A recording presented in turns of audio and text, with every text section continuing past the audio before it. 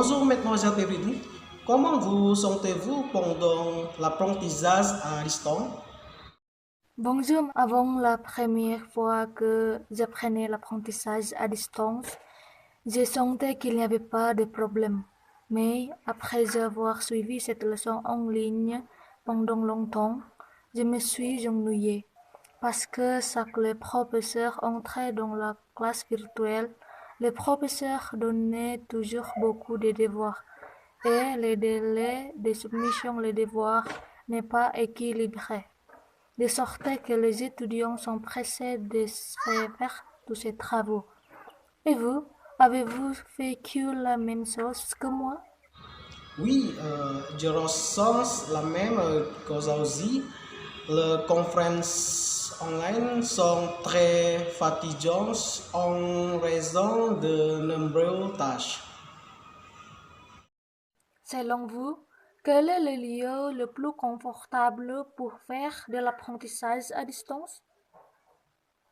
À mon avis, un endroit amusant pour apprendre online est une maison calme avec un bon réseau Internet.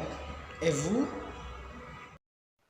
Je pense que le lieu le plus confortable pour l'apprentissage à distance sont les endroits calmes et confortables et loin du bruit. Parce que si l'apprentissage se fait dans un endroit très animé, cela dérangera ma concentration et je ne comprends pas ce que le professeur a dit s'il y avait du bruit à l'extérieur. Quel est l'obstacle ou des difficultés que vous avez rencontrées lors de cet apprentissage à distance? Je pense que le lieu le plus confortable pour l'apprentissage à distance sont les endroits calmes et confortables et loin du bruit. Parce que si l'apprentissage se fait dans un endroit très animé, cela dérangera ma concentration et je ne comprends pas ce que le professeur a dit s'il y avait du bruit à l'extérieur. Oui, je suis comme toi. J'habite aussi au village. Le réseau Internet est terrible ici. Ah oui, j'ai souvent des problèmes de réseau Internet parce que ma place est loin de la ville, donc le réseau est parfois bon et parfois mauvais. Parce que pendant la pandémie, j'habite à la campagne et à ma place, les lumières s'éteignaient souvent. Pour cette raison, je ne me connectais souvent pas quand j'ai rejoint des classes virtuelles. Mes parents me regardent toujours étudier et me motiver toujours à être plus diligent dans mes études. Mes parents s'inquiètent aussi pour moi qui jouais toujours à l'ordinateur en étudiant tout le jour. Comment vos parents ont-ils répondu pendant vous faites l'apprentissage à distance? Selon vous, quelle est la matière la plus difficile à comprendre pour vous au cours de ce semestre? Et moi, ma mère fait souvent attention à moi quand l'apprentissage en ligne.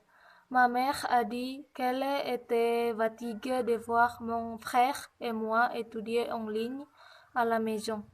Selon ma mère, étudier en ligne est très fatigant et je le sens aussi. Selon vous, quelle est la matière la plus difficile à comprendre pour vous au cours de ces semestres? À mon avis, le sujet le plus difficile est le cours de traduction professionnelle, parce que traduction professionnelle doit être capable de bien traduire, doit comprendre et maîtriser la grammaticale, doit maîtriser la grammaire, comme la COD, complément d'objet direct, comme la COI, complément d'objet indirect, l'article comme l'article défini, comme l'article indéfini, comme l'article partitif, et maîtrise les mots en français, comme le mot indicatif, comme le mot futur, comme le mot subjonctif, comme le mot conditionnel, comme le mot impératif, comme le mot participé présent, etc. Et moi, j'espère que la pandémie de Covid-19 se terminera bientôt.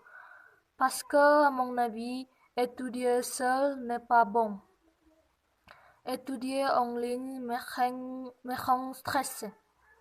Plus beaucoup de travail à faire. Pendant ce temps, si j'étudie sur le campus, j'étudie avec mes amis et discuter ensemble pour fournir de bonnes idées.